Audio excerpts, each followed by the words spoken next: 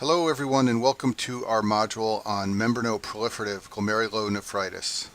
Membranoproliferative glomerulonephritis, or Mpgn, is a group of rare glomerular disorders. And the reason we're talking about Mpgn in its own video, separate from the videos on nephritic and nephrotic syndrome, is because Mpgn can cause either the nephritic or the nephrotic syndrome. In reality, patients who develop Mpgn present with varying degrees of renal dysfunction. It can be very mild with hematuria or proteinuria, or it can present with severe renal failure. In general, patients with Mpgn usually have some element of renal failure, meaning some increase in the BUN and creatinine. There's also usually some element of hematuria and some element of proteinuria, and the proteinuria is sometimes in the nephrotic range. Mpgn gets its name based on what you see when you perform a renal biopsy and look at the renal tissue under the microscope. The word membrano is in the name because thick basement membranes are seen in this condition. The word proliferative is in the name because in this condition there's proliferation of mesangial cells and mesangial matrix proteins.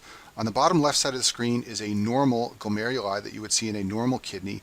On the right side of the screen is an example of what you could see in Mpgn. Note that there are more cells, it's hypercellular. There's also lots of pink mesangial matrix proteins present in the glomeruli. This is all consistent with Mpgn. In clinical practice, patients with Mpgn present with some element of renal dysfunction. A renal biopsy is performed and the histology shows evidence of Mpgn, then a diagnosis is made, and from there treatment is determined. However, for step 1 of your boards, they are going to want you to know about the pathophysiology of the two major subtypes of Mpgn. The two major subtypes are called type 1 and type 2. Type 1 is much more common. Type 2, which is also called dense deposit disease, is much more rare. We'll talk about Mpgn type 1 first. Shown on the screen is a drawing of a glomerular capillary, including the three elements of the capillary wall. In red are the endothelial cells, in blue is the basement membrane, and in green are the podocytes. The pathophysiology of Mpgn type 1 involves subendothelial immune complex deposition. Immune complexes, which include IgG antibodies, are shown in purple in my drawing beneath the red endothelial cells. These immune complexes deposit in the subendothelial layer. This is what they're going to want you to know for step 1. And the IgG antibodies lead to complement activation and inflammation. In addition, the immune complex deposits trigger mesangial ingrowth. The mesangial ingrowth splits the basement membrane, as I've shown in this drawing on the screen. This can lead to what's known as a tram track appearance when you look at the capillary walls on light microscopy. And this tram track appearance is very common and occurs in 80% of cases of type 1 Mpgn. You can also see it in type 2, but it's much more common in type 1. Shown on the screen is a picture of the tram track appearance of glomerular capillary walls. There's an arrow pointing at one of the tram tracks. You can see how the basement membrane has been split, and the reason it's been split is because there is mesangial ingrowth triggered by those immune complexes which have deposited in the subendothelial layer of the glomerular capillaries.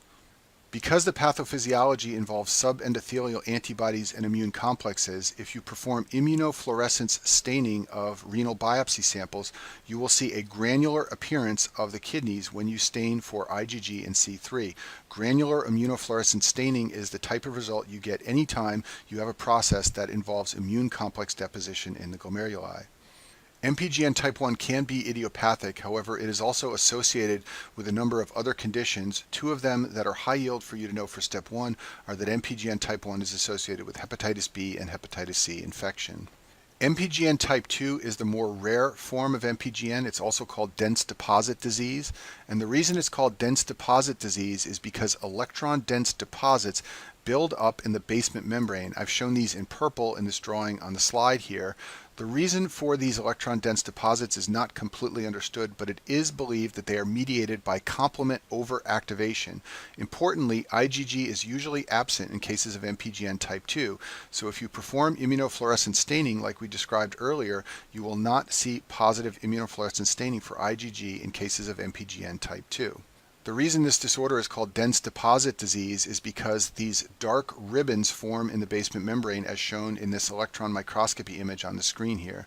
And as I mentioned before, if you do immunofluorescence staining in Mpgn type 2, it will be positive for C3 because complement is heavily active in this condition, but not for IgG because this condition does not involve immune complexes.